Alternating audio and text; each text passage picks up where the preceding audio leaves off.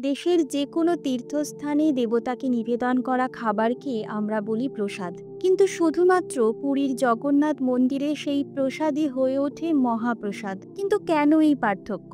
উত্তরটা লুকিয়ে আছে এক অপার রহস্যে, ভক্তি ও অলৌকিকতার মিশেলে। জগন্নাথ মন্দিরের রান্নাঘর নিজেই এক বিস্ময়। এখানে প্রসাদ রান্না হয় এক বিশেষ নিয়মে।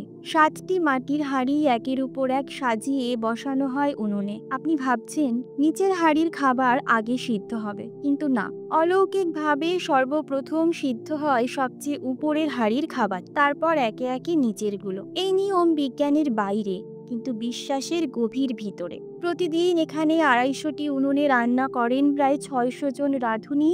তার সঙ্গে থাকে 400 জন সহযোগী। তারা সারা বছর ভোগ তৈরিতে ব্যস্ত থাকেন। এখানে প্রতিদিন তৈরি হয় 56 প্রকারের ভোগ, কিন্তু সেই ভোগ সরাসরি জগন্নাথ দেবের কাছে যায় না। প্রথমে তা নিবেদন করা হয় বিমলা দেবীর চরণে, যিনি মা পার্বতীর এক শক্তি স্বরূপ।